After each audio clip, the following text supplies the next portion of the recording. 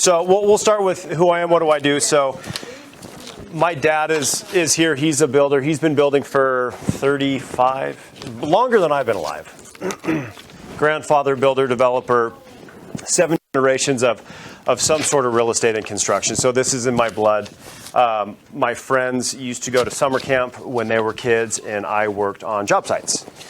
Started the summer of second grade. My grandfather developed Georgiana Estates in Phoenix, Oregon, and I mowed all of the grass. And then the next year I started working for my dad. I got nails and a hammer and pliers, and I would go put all the nails in all of the hardware throughout the house. So, started, at the most basic level as a little kid. So this construction and real estate's all I've really ever known. Been a realtor for 11 years, licensed contractor for 13 years. Just sold a multi-million-dollar coffee company last year, and then took all of that money and threw it into real estate at the end of the year before rates went up, thank God. Sorry, lenders.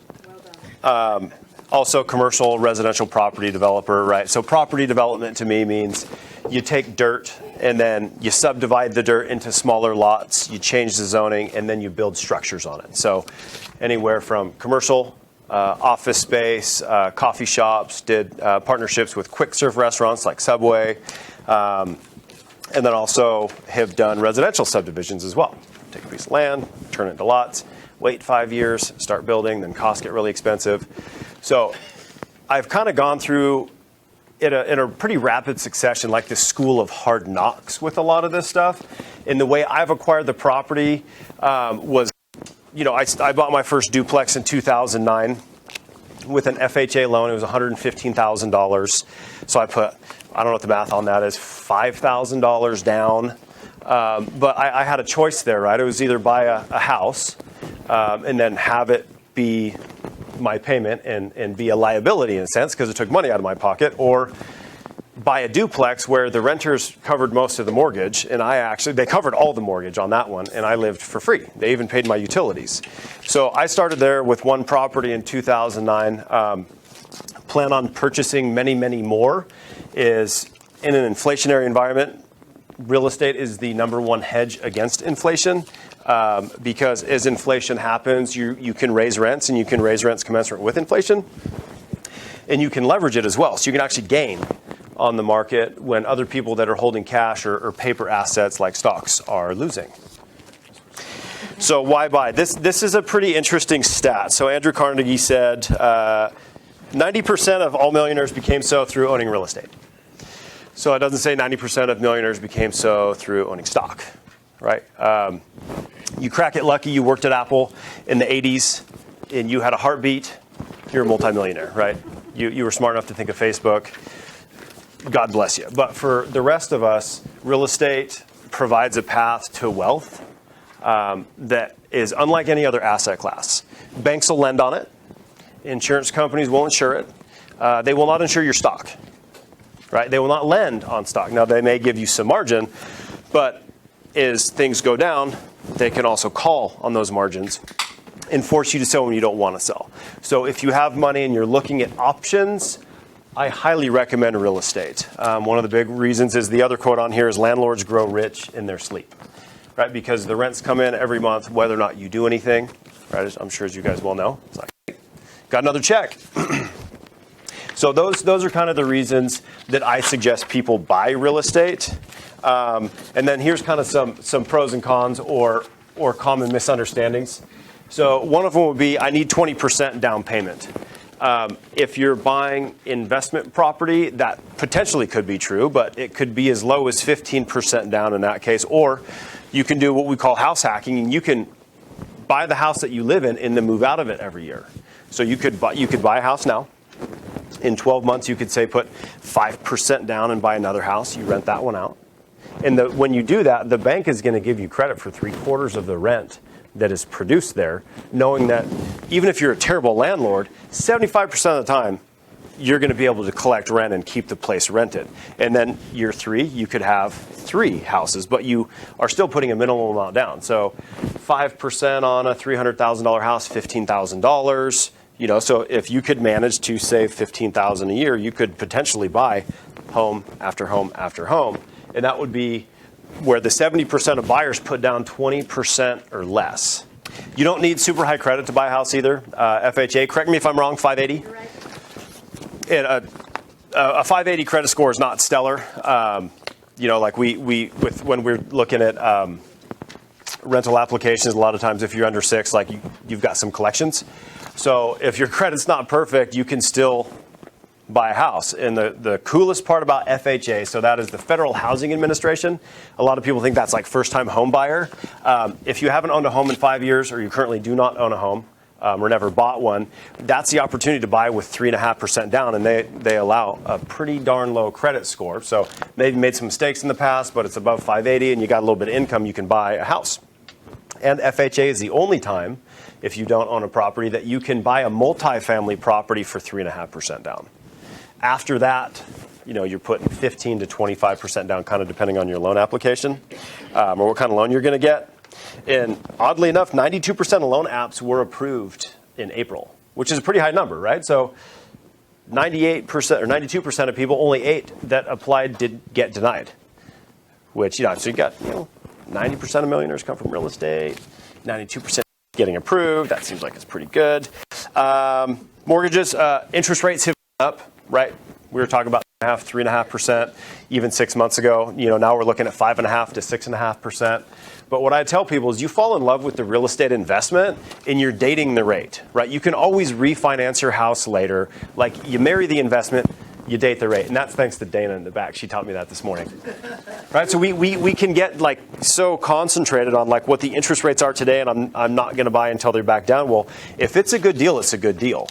And we'll go through some of these calculations later to help you determine if it's a good deal, like cap rate and what your net operating income is. And if the numbers work, you buy it, because rental real estate is a numbers game.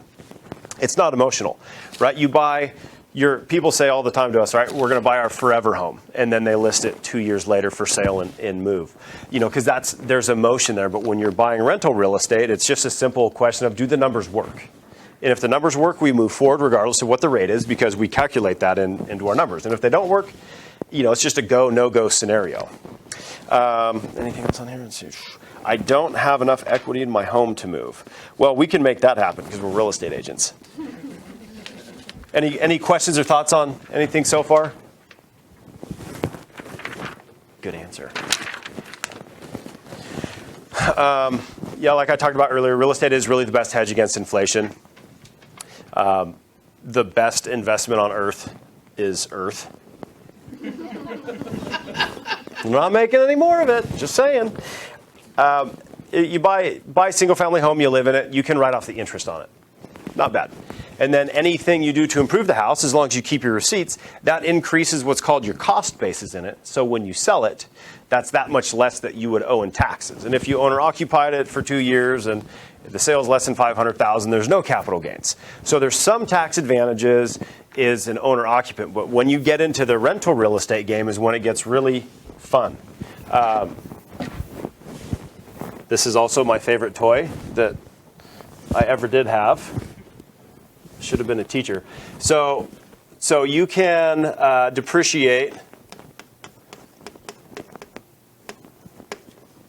So what depreciation is that comes off of what's called your AGI, or your adjusted gross income. So that's on your tax return as your adjusted gross income. That's typically what you're going to pay taxes on. So if you bought a $100,000 rental property, you can take $2,750 off of your adjusted gross income every year just for owning this in what's called depreciation.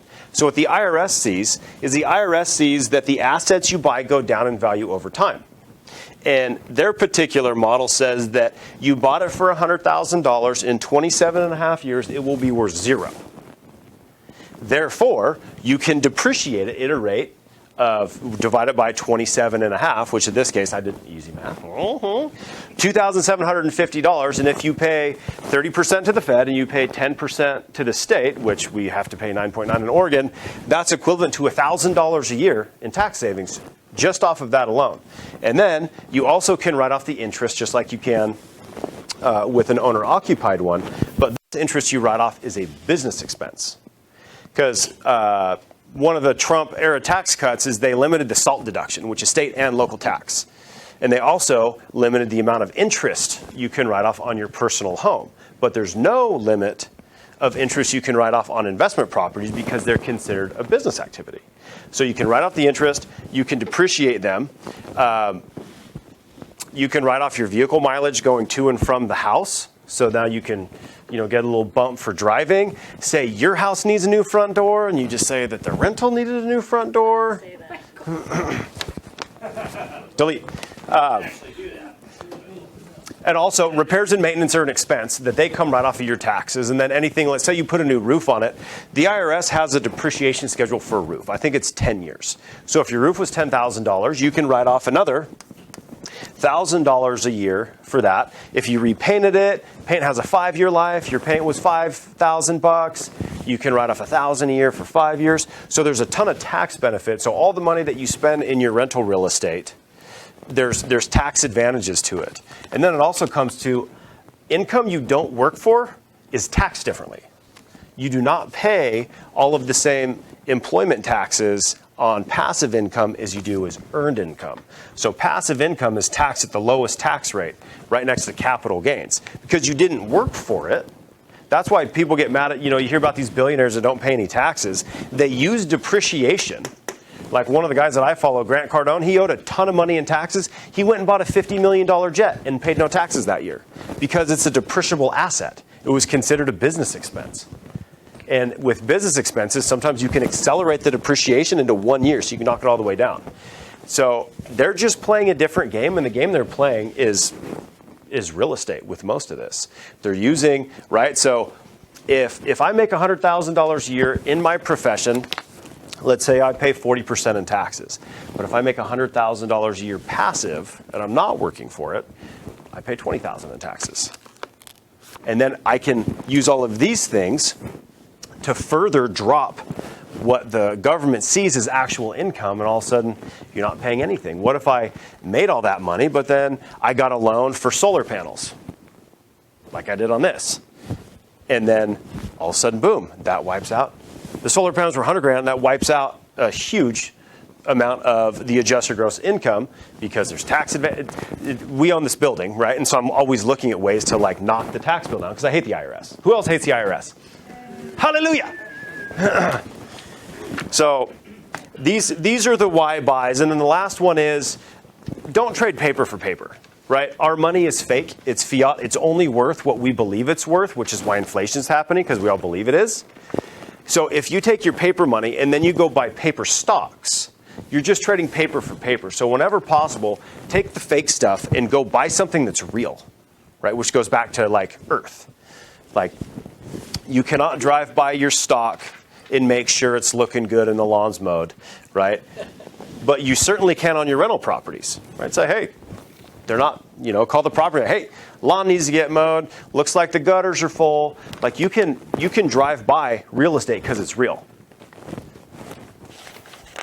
Any thoughts on that?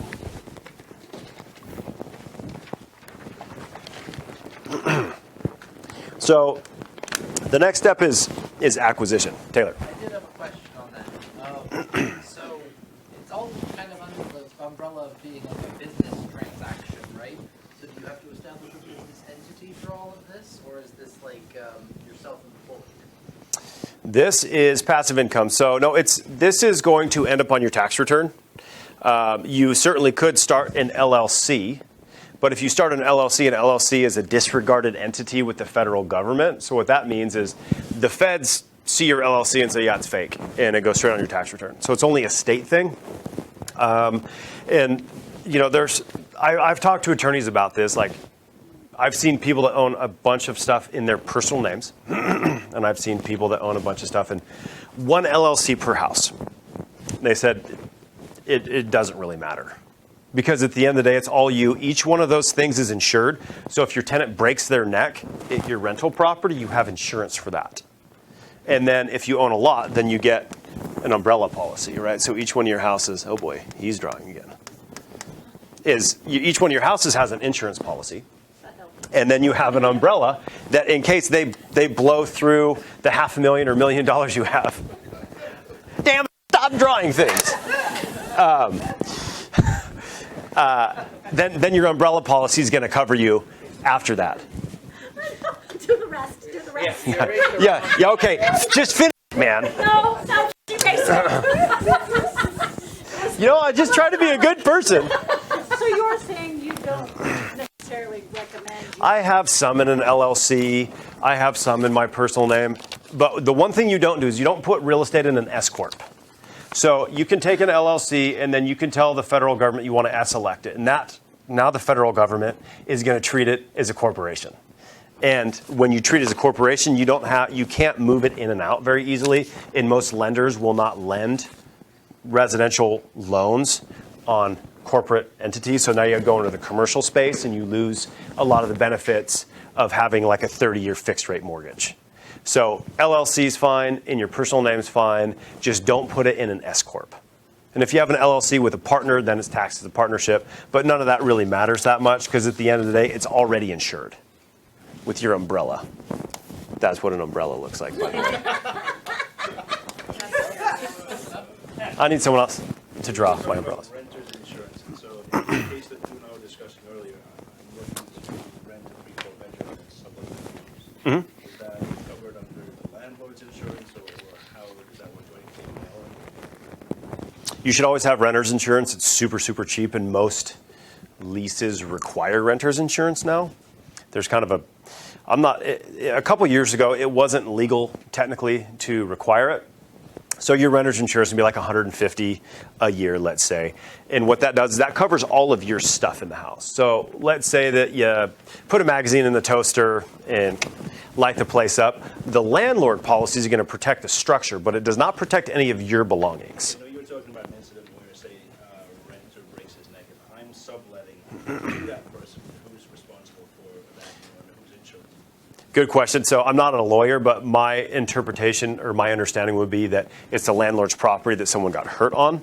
Now, if you had some weird sublet contract that was not allowed, and so you broke the contract with the landlord, there may be some liability for the person that had the person there that shouldn't have been there.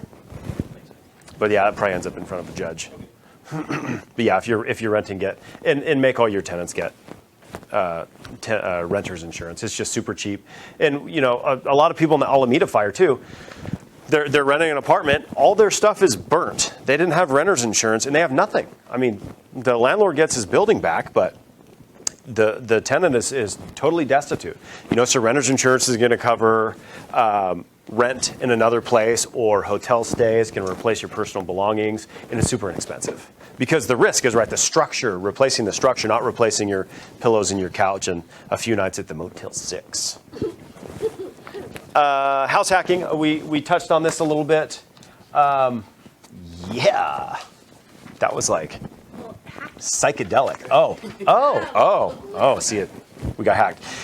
So that's where, most of us, being realistic, you probably don't have $100,000 in the bank, because $100,000 gets you a $400,000 investment property if you use the 25% down, which is you get the best rate. And you're like, oh, I got $100,000. And it's like, oh yeah, that's great, but it only gets me a $400,000 property. That's kind of lame. But if you house hack, your $400,000 house, and my preference is 5% down conventional, you only need $20,000. And right now the market softened a little bit. It's not crazy, but there's the higher likelihood is a buyer. So you're going to have your down payment of $20,000, but on top of that, you're going to have some lender fees. Usually like 1.5% of the loan price. So you may have another $4,000 or $5,000, $6,000 in loan fees, title and escrow fees. So a lot of times you could write maybe an offer for $405,000, put 20 down and ask the seller to credit you $5,000. So you're in this place for $20,000. And that gives you a major leg up on the investor that has to be in it for $100,000 down, plus the loan fees. So that's house hacking. That's what I was talking about. You buy it, you live in it for 12 months, and you buy another one. You buy the neighbor's house, and then you buy another one. And if you do that for 10 years, you end up with 10 houses, but you've only put down a little bit. And the idea is, so you buy the first one, you've locked in the payment for 30 years, right? You buy a 30-year fixed rate loan. The only thing that changes is taxes and insurance. So those will go up a little bit. But after a year or two, rent on that place is probably going to be more than what your payment is. Let's say you're positive a couple $100 a month. You move out of that one. Maybe the next one's a little more expensive, rates are different, but now you have $200 in cash flow coming in to help you pay for the next one. And then you move into the third one, and maybe it's $400. You have $400 a month coming in, and then you have $600 a month coming in. So it's a little bit slower process, but it works just the same. So if we don't have a ton of cash, that's going to start allowing us to save, right? Because now your payment's less than your rent. You're getting 6, 8, whatever. And now that first one, you've owned it for 4 years. Maybe the rent's up making $400 a month, and the second one's making $300 a month. And all of a sudden now you can save. The $20,000 comes faster every year. It starts a snowball effect, and then all of a sudden you are putting 20-25% down because you got a bunch of rentals. Does that make sense? But it's not easy to do, right? Who loves moving? My dad is a builder. We moved like every 2 years, right? Because you build a house, live in it, no capital gains, sell it. One of my kids once told me, because I bought a new house every 2 years, that when the house got dirty, I could just clean it instead of moving. Like I beg to differ. I couldn't understand why I was moving every 2 years. Like, because we're making money. So you can do that, right? Moving sucks. Maybe changing school districts isn't ideal. But what's nice is also when you move, your routes change. You meet new people. You find different restaurants, different gas stations, different places where the hobos hide in your neighborhood. Like we moved here, the hobos didn't sleep in the stairwell anymore. They sleep in the field next to us. And then they sleep in our dumpster too. We had to make a house in there one time, moved the dumpster out, stole our front doormat and some old lamps we had, and they made a little house. So not only can you house hack, right, in rock and roll, Dane's like, what? House hacking from the very, very start. They house hacked me. Rent was cheap. But then you can change your perspective as well as you move around. Even just moving from Medford to Central Point or from Medford to Ashland, it changes your daily habits, and then you tend to grow. We always want to start with the end in mind, and that's like location, location, location. I'll probably say that 20 times. So those are the 3 biggest words in real estate. Location, location, location. So that's where we want to start with the end in mind. Am I going to own this forever? Why hasn't anyone else bought this house? What's the marketability of this house in the future? Right, if the house was built in, let's see, what's an easy number? 1922. It's 100 years old today. In 20 years, it's going to be 120 or 140 years old. The foundation's okay now, but is the foundation going to be okay in 20 more years? Or versus a brand new house, right? A brand new house in 20 years will be 20 years old. So you need to pay attention to what you're buying, and your real estate agent's going to be able to help you with that, or whatever real estate professional that you're working with, to make sure, like, hey, will I be able to sell this in the future? And we've had people, buy houses maybe on busy roads, or they're super old, or the foundation was questionable. It's like, yeah, it's okay today, but don't call me when you want to sell this thing in 10 years. It's going to be a mess. Or you bought it for 20% under market. Understand that you will sell it for 20% under market. So always think about how you're going to get out of the deal before you get into it. Because we see the houses, right? They sit on the market forever, and you're kind of wondering what's going on. And then if you buy that house, it'll probably sit on the market forever. So sometimes the best deals are the ones that you think you overpaid for. I have an investor, so Paloma is right over here. She bought a fourplex. The highest cost fourplex I'd ever sold, probably 2014. And I was like, man, it doesn't cash flow very much. She's like, the exit's super easy. Like, it was on the market for a day. Somehow it appraised. She paid, $50,000 more than I'd ever sold a fourplex for. It was one of the best investments she ever made. So some of the best investments you feel like you overpaid for, but they're high quality assets. And high quality assets tend to maintain their quality, where if you buy some junky stuff, it's just rough. What else did I talk about? Yeah, that goes into location. What's your ideal renter? Where do they live? Does your ideal renter live in the area that you're purchasing the property? Like I have some stuff in not so great parts of town. They make a lot of money, but there's a lot of turnover because people live there for the year, and the whole time they're living there, they're looking for something else.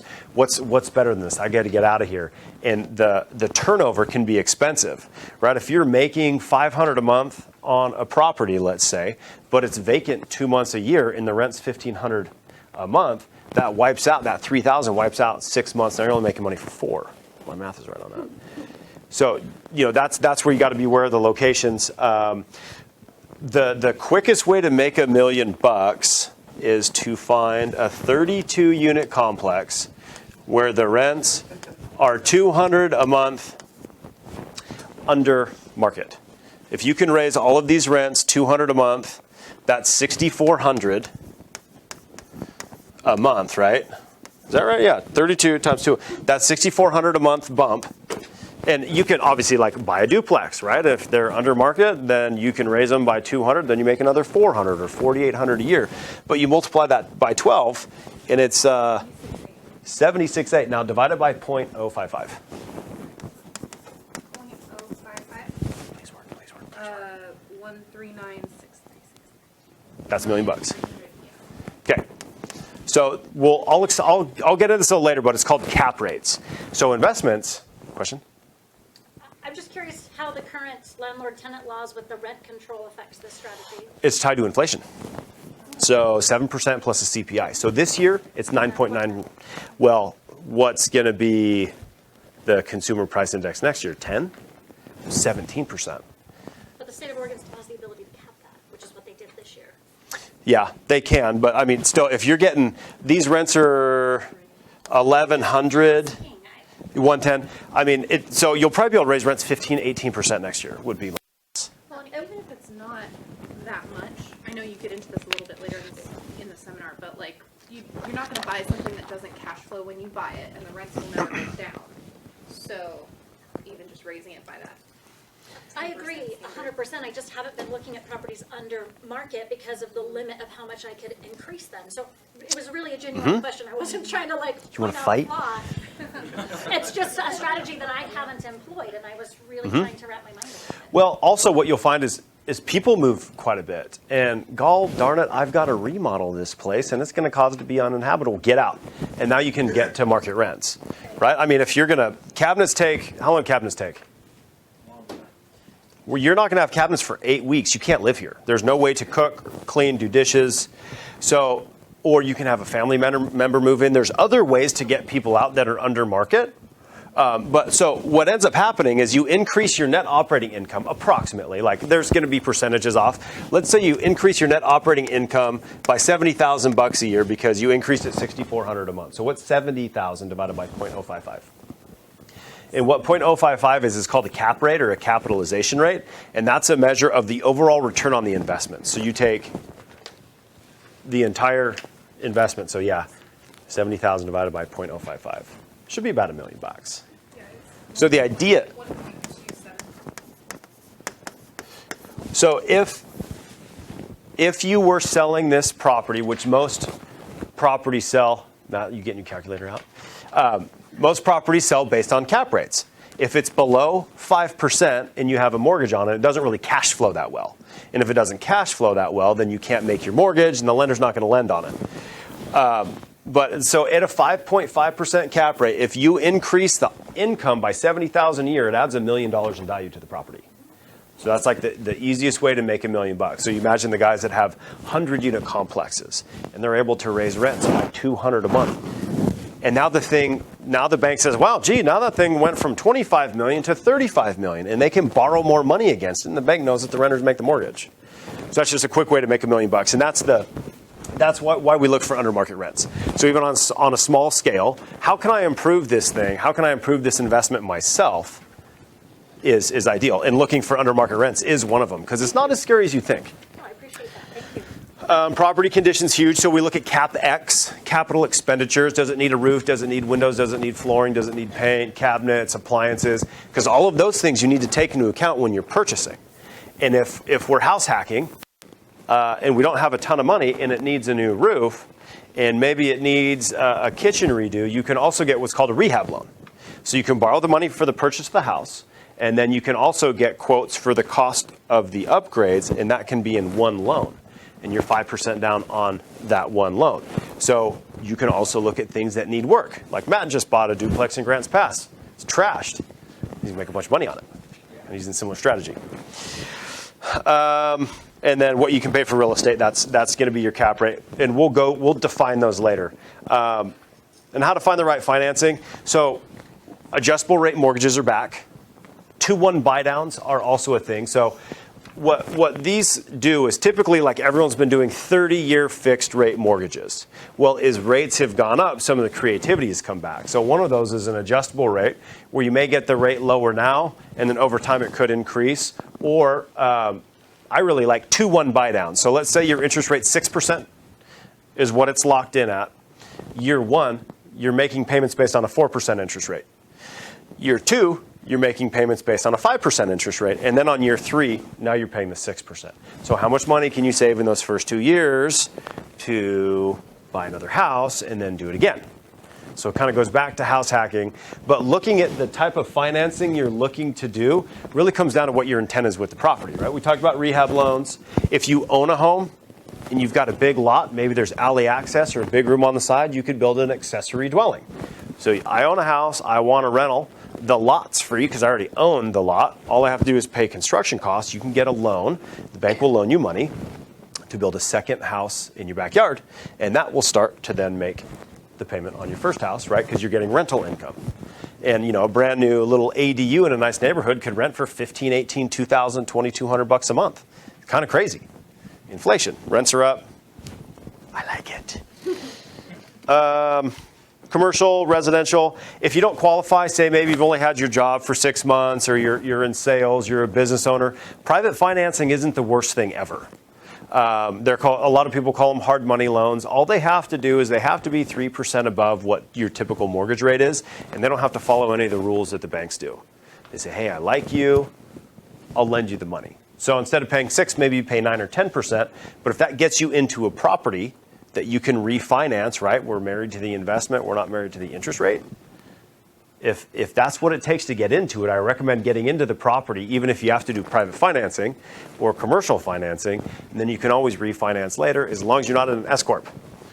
Everyone say no S Corps. No, of course. And then, right, so now you bought the property and it comes down to property management.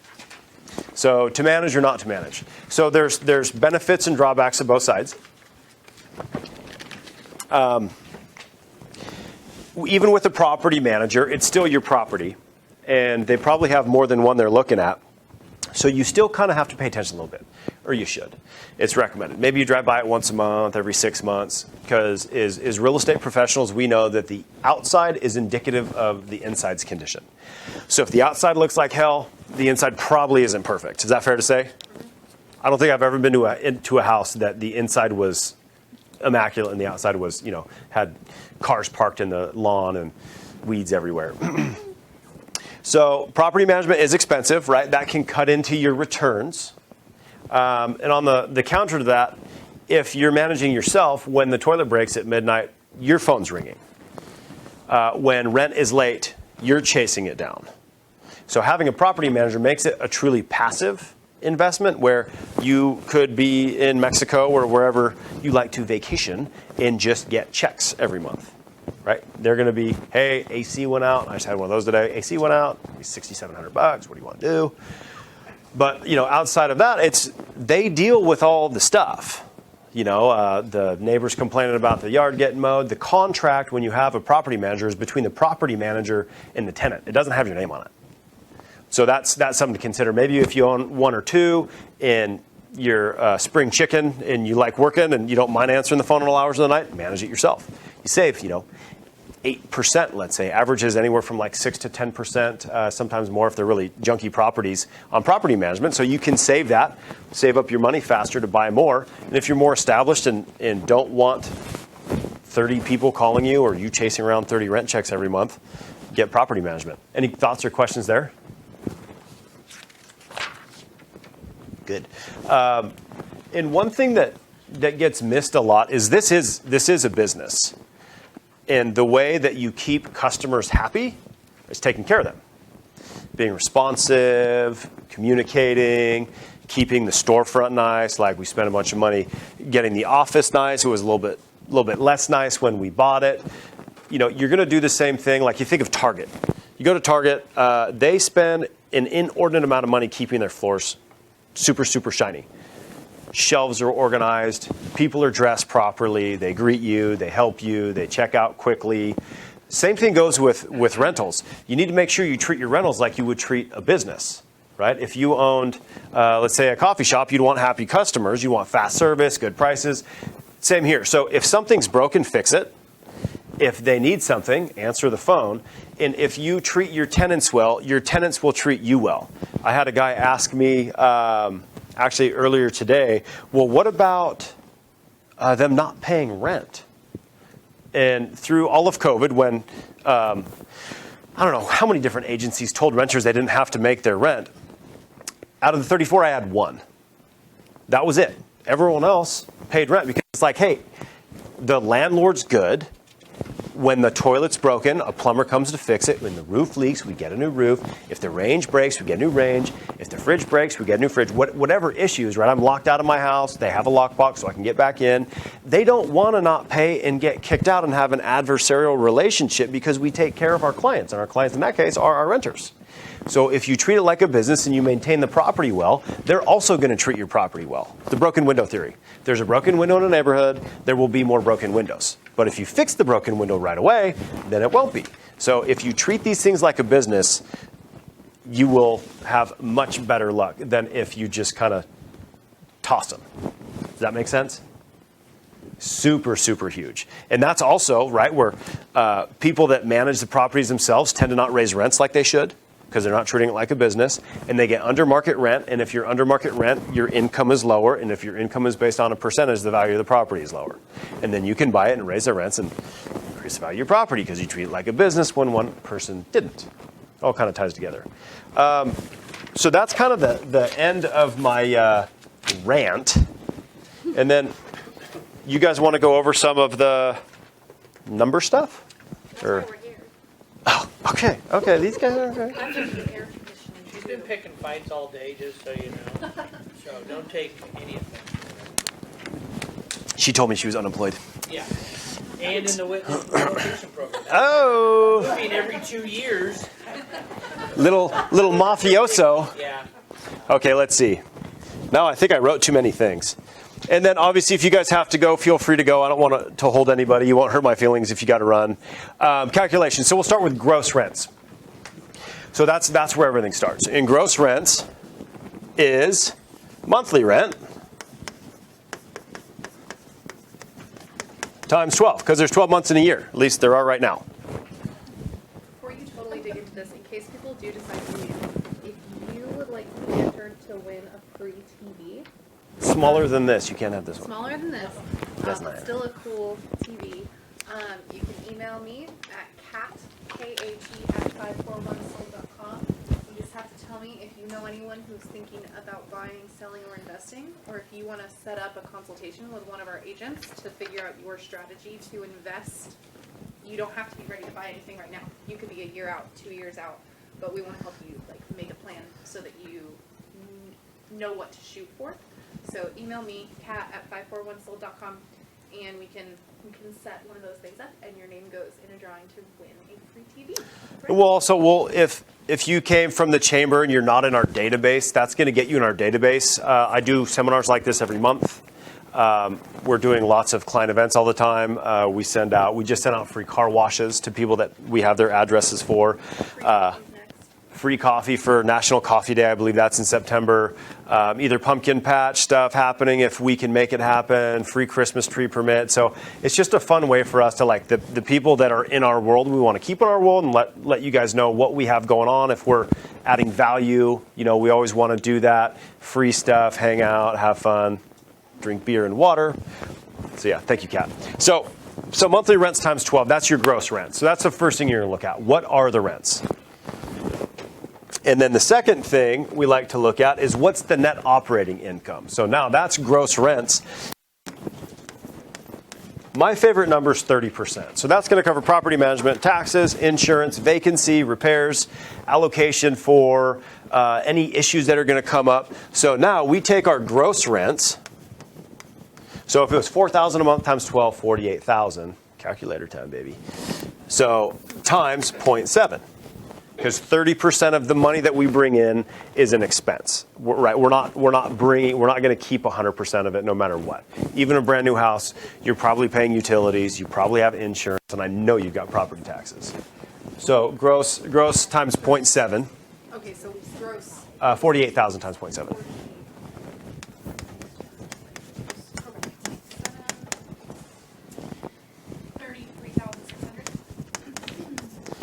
So that would be our NOI.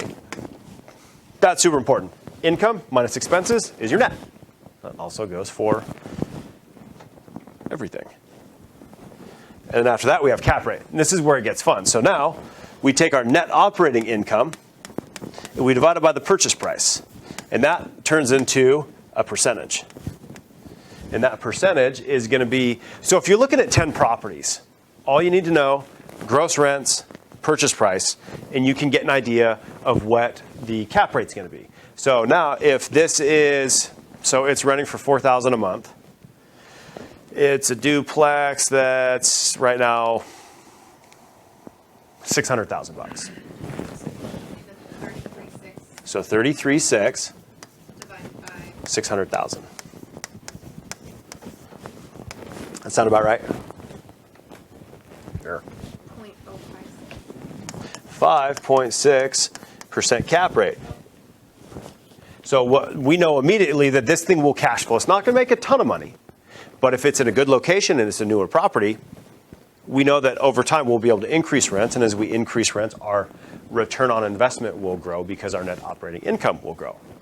So what'll happen is if you have your 10 properties and you know gross rents times a 30% expense ratio, so you keep 70% of it, and you divide by the purchase price, you can rip through 10 properties and say, okay, 3 cap, not happening, 10 cap, that's interesting, I wonder why it's so high. Oh, that's right, it is in total disrepair. And they're selling it for super cheap, but someone's still living in it. And you could maybe narrow your 10 down to 5 real quick, and then drive by the 5, just based on location, narrow it to 3, and now you're only setting appointments for 3 instead of 10, because you're rapidly able to determine whether or not a property is going to meet your criteria just based on some super basic numbers, right? Rents times 12, 70% of that you keep, divided by the purchase price. And you can do that in one swoop on your calculator. You go 2,000 times 12 is 24,000 times 0.7 and divide by the purchase price. So it's like, we'll do that. I'll do that on the phone. Like I've done it with Mike before. He's like, what about this one? I'm like, it's a 5 cap, don't buy it. Or, ooh, it's a 6 cap. Well, I mean, the higher the better, right? I mean, if you can get 7, 8, 9, you can get that in other markets. But the problem is they're in other markets. I prefer to have things within a 20-minute drive. So I just want to check on it. And then when they say the AC goes out, I can like go meet the AC guy and be like, hey, does it really need to get replaced or can you repair it? But if it's in Georgia and it's a 12% cap rate, I don't know if I'm getting ripped off. I've never seen, maybe I've seen the place once. So yeah, anything over 6 is good because we know 6 will turn into 6.5 the next year when we raise rents. And then it'll go even higher when we raise rents again. And before I started working for you, the idea of investing in property just scared the heck out of me. Ew. Because it's like, okay, so you're relying on other people to make your payment, otherwise you're losing money. And then I just didn't understand the math of it. But one of the most interesting things was when you were explaining, like, rents have never gone down. So since we've started recording rents in the United States, for like 100 years. the graph just looks like this. And this is like 2006. They didn't go up. Oh yeah, here's the money's in the years. But otherwise, rent has always gone up. So it's like that we can say that confidently, like rent's never gone down. Will it go down in the future? I don't know. Drop a nuke on us, maybe. But outside of acts of God, right, which we can't control, rent's never gone down. When the times are really bad, people are losing their homes, they need a place to live. So rents flattened at that point, but they did not go down. Does someone have a question? Does the MLS list cap rate? I mean, a lot of the listings have rent income, right? Yeah, I mean, it's amazing how many listings don't have the rental income on it. And I'm like, dude, you're losing so many potential buyers because the basic information needed to determine whether or not it's even worth driving by isn't there. So, and people will argue until the cows come home about cap rate. Well, you need to use a 5% vacancy rate. A lot of times banks want 5% vacancy rate and 10% for property management fees. And we take this percentage. So some banks will say 50% expense ratio, and it just trashes your cap rate. But, and then if it's an old junky house, maybe your expense ratio increases. If it's a brand new house, your expense ratio would decrease. So then you could pay more for a new house because it's not going to take as much to maintain the business as an old house. Just leaving it. Is your beeper? 100%, I don't know her. And So yeah, that's why I'll call, hey, what are the rents? Okay, perfect. All I need are the rents times 12 times 0.7 divided by the purchase price. You got this thing at a 3 cap. Who's going to buy an investment that makes 3% when inflation's at 10? may I say that's why you should work with the Rutledge Property Group, because if your agent knows that you're looking for an investment property with X, Y, Z cap rate, our people do their research for our clients for 2 hours every single day, so they will make those calls. They see something come on the market. If it's not in the description, call. I know it's probably Say, what's up? All right, this is my favorite one. So people are like, you can't make 30%. Well, all right, let's start with my little dingbat property.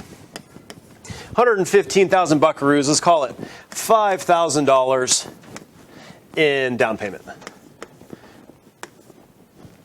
So cash on cash return. So this is the return on your down payment. On the money, right? Because if I put $1,000 down and then I can borrow $100,000, that's called leverage. I only used $1,000 of my own money, but I was able to acquire a much larger asset than I could technically afford with the dollars in my bank account. So one thing to note is your cap rate equals your cash on cash return when you pay cash, because it's the return on the entire $500,000. When you used $500,000 in cash, they merge. So the bigger down payment you have, the lower your cash on cash return is. So I put $5,000 down on this. Are you living in that? I did in 2009, yeah. So That was the suffering, right? I lived there for 6 months. Gosh darn it, I had a life event and I just couldn't live in the ghetto anymore. That's what you said back there. A little bit of suffering equals a lot of. Yes. Oh, I got so much crap for buying that place. Because I was looking at this is 2009, so like a $300,000 house. And I was like 7. I'm looking at, I'm like, yeah, I'm going to get a big one. Park my boat right there. And instead I end up on Putnam Street behind Kids Unlimited in a duplex. But it was built in like 2005. It was like a newer, 2002, newer, 2 houses on 1 lot. I'm like, I can rent the big house out for $900 a month. And my payment's $850. It's like, okay, is this real? And so I did it. So I moved in, they paid the entire payment, and they covered my utilities at $50 a month because it was like 700 square feet. So the payment now is like $750 because mortgage insurance went away. The front house rents for $1,500, and the back house rents for $1,100. So that's 26. What's 26 times 12 times 0.7? 2,600. 600 times 12, you got 31,200 times 0.7. Oh. 21,840. Okay, so 21,840. So I put 5,000 down, and it makes 22,000 a month. That's how you can get those stupid returns. So is that 4?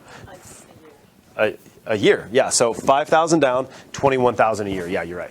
But that's where you get like 400% return on your money because you leveraged it, and that's over time, right? So the first year, I think it made let's call it $500 a month. So I made $6,000 on my $5,000 investment. So I made 120% cash on cash return buying a duplex with a loan because I had such a little down payment, right? 96.5% of the entire thing was financed. And so when you hear some investors talking about these crazy numbers, they're probably talking about the cash on cash because they borrowed. And when you borrow, you can get massive returns on your money.